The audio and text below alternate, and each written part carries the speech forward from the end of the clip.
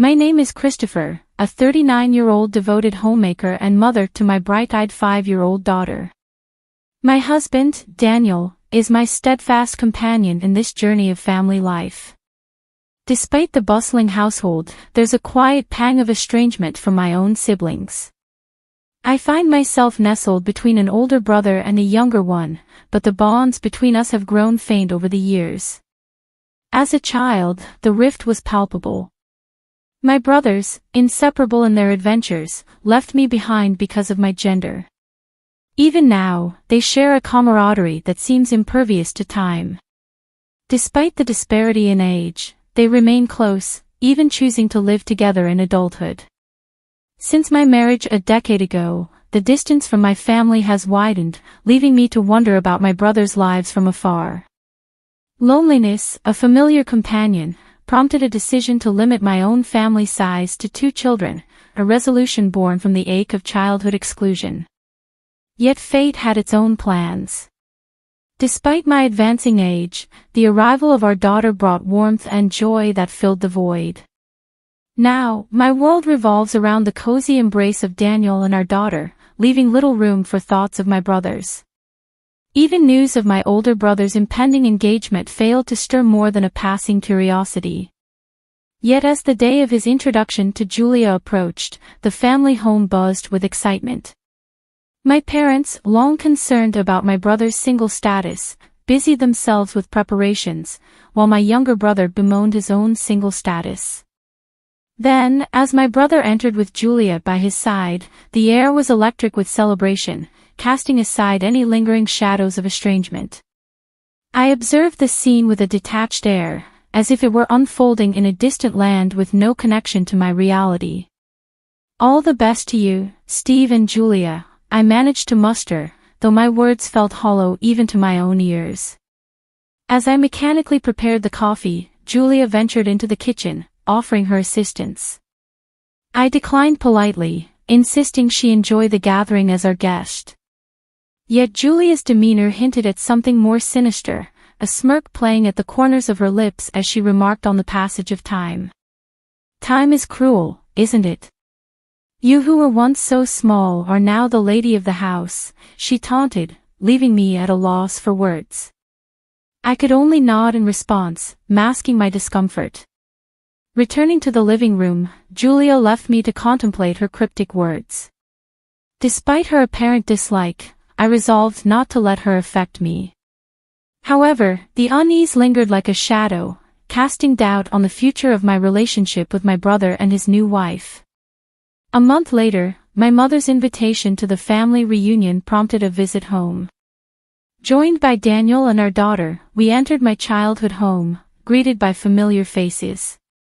As my family embraced Daniel and our daughter, I couldn't help but feel a sense of relief at the genuine warmth exchanged. As I busied myself with coffee refills in the kitchen, Julia once again appeared at my side. Her presence sent a shiver down my spine. But I maintained my composure.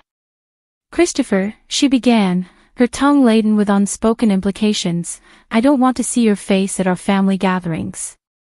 As a wife, you should be attending your husband's family events," Julia spat out, her words dripping with disdain. I felt a surge of indignation but held my ground. "Don't worry. I hardly have anything to do with this house. Even today, I was only called over by my mother." "Then please don't come over, even if my mother-in-law calls you," she retorted sharply. I couldn't fathom why Julia harbored such animosity towards me, but I couldn't summon the energy to care about the woman who assumed to be my brother's wife. They say the opposite of love is indifference, and that was exactly how I felt, indifferent. Throughout my life, I had been treated like an unwanted presence by my own brothers, leaving my heart weary. Meeting Daniel and starting a family brought a glimmer of happiness, but Julia seemed oblivious to my detached feelings.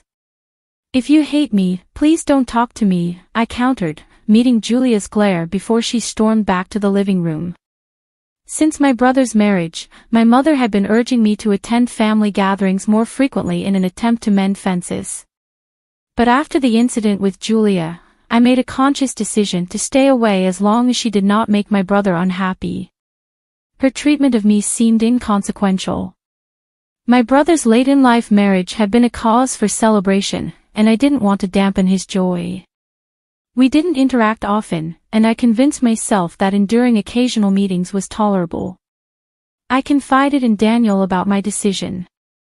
"Do you really want to become family with someone who hurts you?" he questioned, his support unwavering. "It's okay. I wasn't close with my brother, but I still want him to be happy as a sibling. If it ends up with just me bearing it, then it's okay." Daniel's words brought a sense of validation, yet I couldn't shake the bitterness. However, my reverie was interrupted by a call from an unfamiliar number. It was Julia. "Oh, Christopher, how have you been?" she greeted, her tone falsely cheerful. "When I said I wanted to be friends with you, he immediately gave me your number." Julia's voice cut through the silence, catching me off guard. I tried to maintain composure, masking the unease bubbling within me. "Is that so?" I replied, feigning indifference. "Do you keep in touch with Steve?" she inquired, her tone laced with accusation. I hesitated, my nerves fraying at her probing questions. "No, I'm not," I stammered. "Are you lying?" she pressed, her voice sharp with irritation. "Even if I badmouth you, no one believes me. How annoying are you?" Confusion clouded my thoughts as I struggled to comprehend her hostility. Did I do something to you, Julia? It's the worst to not realize it. Anyway, you're married, so stay out of this. And don't say I said this. If you do, I'll send some scary people I know to your house," she threatened, her words sending a chill down my spine. I ended the call abruptly, my hands trembling with fear. Unsure of my next move, I debated whether to intervene in my brother's impending marriage or seek guidance from my parents. I grappled with my options. A comforting hand rested on my shoulder, jolting me from my thoughts. Startled, I turned to find Daniel's concerned gaze fixed upon me. "You look as pale as a ghost," he remarked, his worry evident. His words brought a stark realization of the fear coursing through me, chilling me to the bone. I recounted the unsettling conversation to Daniel, his anger mounting with each word. "What the hell is that for? Just block the number and let's report this to your parents or brother immediately. There's no way he can be happy marrying that person," Daniel insisted, his protective instincts flaring. I hesitated, torn between intervening and maintaining distance. "But maybe she's a good person in front of my brother. I just need to stay out of it, I'm sure," I argued weakly. "Do you think that's the end of it? That woman threatened you, didn't she? She's not a decent person. If your brother knew what she did to you, I'm sure." Daniel's words trailed off, leaving me seething with anger. "I understand, but why must I be the one to intervene? I've kept my distance from my brothers for so long. If our small family unit remains intact, isn't that enough? Is it not acceptable?" The calm facade I typically maintained shattered as memories of childhood exclusion flooded my mind. The pain of being sidelined by my brothers as if I were invisible ignited a long-buried anger. Yet, I knew Daniel wasn't the target for my frustration. Suddenly realizing this, I turned to him and offered an apology. "I'm sorry. You've done nothing wrong." In response, Daniel enveloped me in a tight embrace. "You've been holding back a lot, haven't you? I'm on your side, Christopher. You can vent your feelings to me, but I believe you should talk with your brothers." His words brought a sense of relief, and I resolved to address the lingering issues with my siblings. Despite feeling slightly more at ease, I knew I needed to confront the past. I decided to reach out to my brothers and arrange a private conversation among the three of us. However, the planned call never materialized. Instead, I received a distressing phone call from my mother. My brothers, while on a trip to Maryland, had been involved in a serious accident on their way back. I rushed to the hospital in a state of panic. Julia had sustained minor injuries, but my brothers were in critical condition. Upon my arrival, the surgery had concluded, and by some stroke of luck, my brothers had managed to pull through. They were promptly transferred to the ICU, granting me only a brief visitation window. Given the strained situation with Julia, I kept my distance, mindful of the tension lingering in the air. My mother, however, expressed concern for Julia's well-being, suggesting it must be difficult for her to return home alone. "Julia, you don't need to worry about anything at home. Why don't you stay with us for a while?" she proposed, her worry evident. But Julia, wearing a pained expression, declined with a curt, "No, thank you. I'll go home to my parents' house." In a gesture of goodwill, my mother offered to drive her home, yet Julia insisted she was fine and swiftly departed from the hospital. Despite my reservations, I couldn't help but feel a pang of sympathy for her. At least she was safe at her parents' home, away from the chaos of the hospital. In the following days, Julia never returned to the hospital, while my parents and I made frequent visits. Initially, my brothers were confined to their beds, writhing in pain, but gradually, signs of improvement emerged. Meanwhile, my brother's impending marriage to Julia remained in limbo, with the wedding arrangements pending and Julia unreachable. My mother took it upon herself to liaise with the venue, explaining the circumstances. Unable to broach the topic of reconciliation with my brothers or delve into the contents of Julia's ominous phone call, I continued my visits to the hospital. Though they were immobile, their gentle smiles upon seeing me brought a sense of solace. About 2 months into their hospitalization, I approached their room alone, only to overhear my mother and brothers engaged in conversation. "If something were to happen to me, I've made sure the insurance money would go to Christopher. If Catherine is happy, then I'm content," my older brother remarked, his words laced with sincerity. A pang of guilt washed over me as I listened, but their discussion shifted to Julia. "Truly, I feel bad for Julia, but perhaps it was for the best that we didn't invite Christopher. Julia seems uncomfortable around her." "If that weren't the case, we would have invited the whole family," my younger brother chimed in, his words echoing in the corridor. I was dumbfounded by what I was hearing. They were always inseparable, always making me feel like an outsider. That kid, when she was small, she used to imitate me and got injured. I'm a man, after all, so I've done dangerous things, but I can't let Christopher get hurt again. Plus, our sister, she's so serious all the time. It's hard to depend on someone who tries so hard, my brother's voice tinged with concern. Mom chuckled in disbelief. "You thought that much about Christopher?" My heart swelled with unexpected emotion. Together, we pleaded with Daniel to take care of Christopher. Ah, those were the days. I remember the shock on Daniel's face. "It seems like he's taking good care of her, just like he promised," someone remarked amid the laughter and chatter. But I couldn't bring myself to join in. Tears streamed down my face, rendering me unable to lift my head. How could I have been so blind to the love surrounding me? At that moment, I made a decision. I retraced my steps and headed to Julia's parents' house. When I rang the doorbell and introduced myself, a disgruntled Julia appeared before me. "Could you please go visit my brother in the hospital? I heard you haven't visited him even once since the accident," I pleaded, bowing my head deeply. Julia flatly refused. "You think I'm going to marry a man in that state? I told you a lot of things, but it doesn't matter anymore. I plan to discuss breaking off our engagement once everything has settled down. I'm glad we didn't get married." My heart sank at her words. "Julia, didn't you get engaged to my brother because you love him? Don't be silly. I work in insurance sales and I approached him because I knew he had a high insurance policy.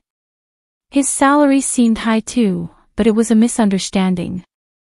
That man, he put you as the insurance beneficiary. Usually, You change the beneficiary to your spouse once you're engaged, Julia explained, her words landing like a heavy blow. After I convinced him of that, he said he'd change it to my name after we were officially married. I don't need a man with such injuries. So you were telling me to stay away from home so my brother and I wouldn't meet? I questioned, trying to make sense of her logic. Yes. If he cared that much for his sister, I thought it would be a nuisance. But I won't say those things anymore, so don't worry. The accident completely killed my love for him, and the fact that I got injured too is the worst. The accident is partly your brother's fault, so he should compensate me for the emotional damage, Julia declared, her tone tinged with disdain.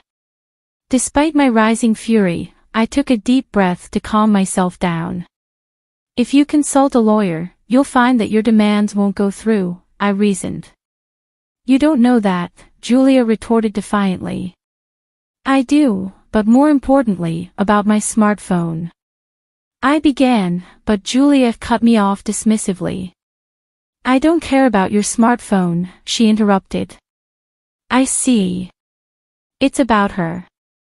To take notes, so my phone automatically records all phone calls, like the threats you made. What would happen if I reported it to the police, I wonder? I challenged, a hint of satisfaction in my voice. At my words, Julia's demeanor shifted from defiance to anger. Yo, what the hell are you thinking?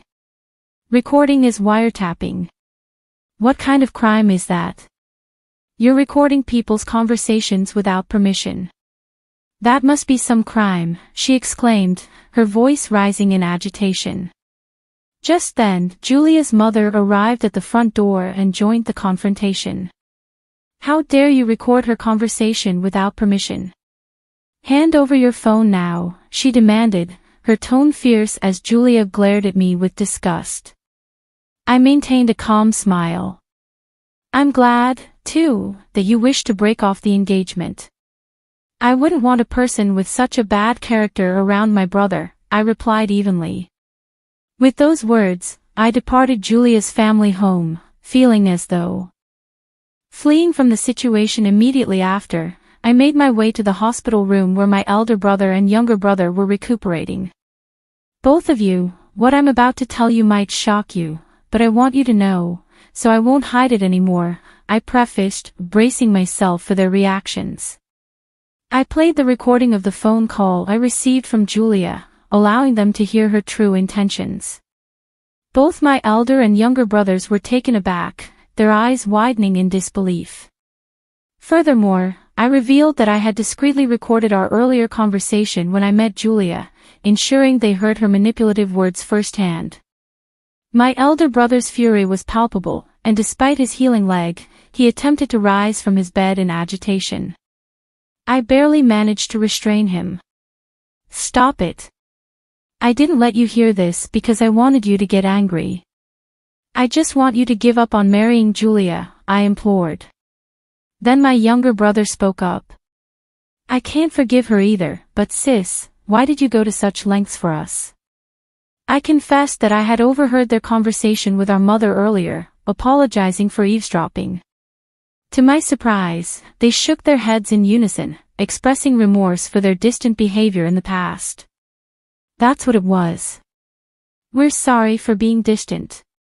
We didn't know how to interact with you after that childhood incident, but the truth is both of us always cared about you, my elder brother admitted, his words easing the tension in the room. Relieved by their heartfelt apology, I couldn't help but smile.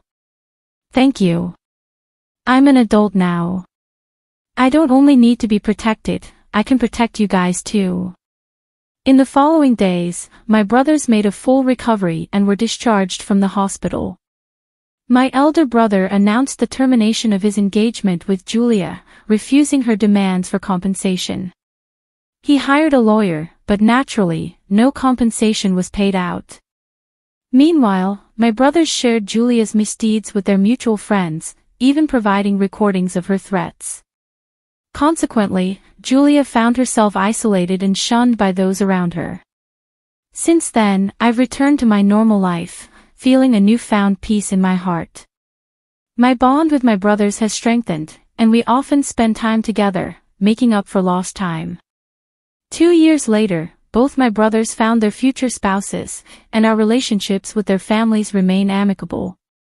As I reflect on the journey we've taken, I'm filled with hope for continued good relationships and a bright future ahead.